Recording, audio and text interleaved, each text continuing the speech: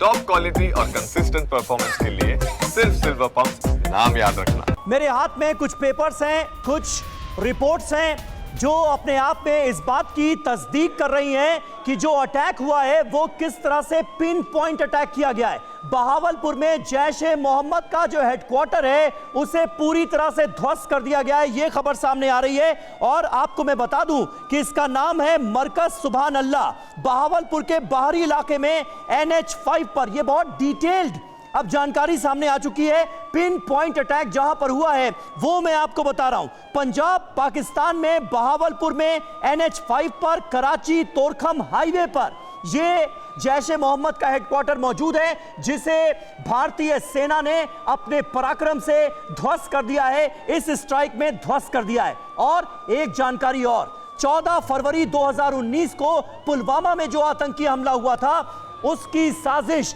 इसी हेडक्वार्टर में बैठकर रची गई।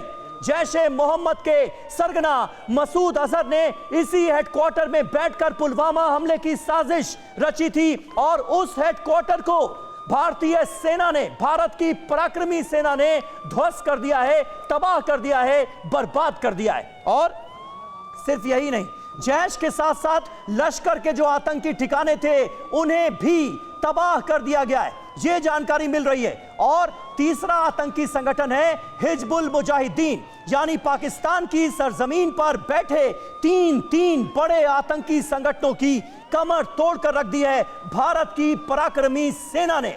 ये है खबर।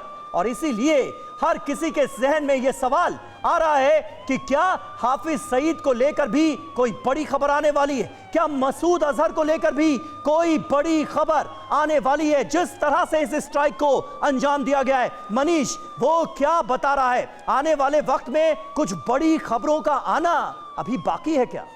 देखिए, जिस तरीके से हमला हुआ है, जिस तरीके से प्रिसाइज अटैक किया गया, जिस तरीके से लश्कर और जैश के ठिकानों को टारगेट किया गया है, उससे तो लगता है कि अगले कुछ घंटे में कोई बड़ी खबर और आ सकती है। बड़ी खबर तो है ही, इंडिया ने स्ट्राइक किया, पाकिस्तान में सरजमीन पे घुसकर स्ट्राइक किया। 1971 के बाद पहली बार है कि पाकिस्तान में 100 किलोमीटर अंदर जाकर स्ट्राइक हुआ है, तो ये तो दुनिया की सबसे बड़ी खबर है।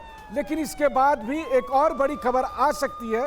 हो सकता है कि लश्कर या जैश के टॉप कमांडर मसूद अजहर मारा गया हो, उसके बारे में भी जानकारी आ सकती है। क्योंकि जिस तरीके से जो हेडक्वार्टर तबाह हुआ है और जिस तरह से उसकी तस्वीरें आ रही है, उससे लगता है कि अगर वहां पर मसूद अजहर रहा होगा तो फिर तो वो जिंदा नहीं बचा होगा। लेकिन हाँ, अगर उसकी किस्मत साथ दी होगी तो फिर तो वही बात है कि बकरे की अम्मा कब तक खैर मनाएगी। आज अगर वहां पर नहीं है, उस मरकज में नहीं है, तो कल जहां पर होगा वहां मारा जाएगा। लेकिन इसमें कोई दो राय नहीं कि जिस तरीके का प्रिसाइज अटैक किया गया है, ये केवल अमेरिका या इजराइल जैसे कुछ गिने चुने मुल्क ही कर सकते हैं। और वही अटैक भारत ने किया है। और अटैक करने के बाद भारत के सभी फाइटर जेट, भारत के सभी पायलट वापस अपने एयरबेस पर पहुंच गए हैं बिना किसी तरह की क्षति पहुंचे। बिल्कुल। जब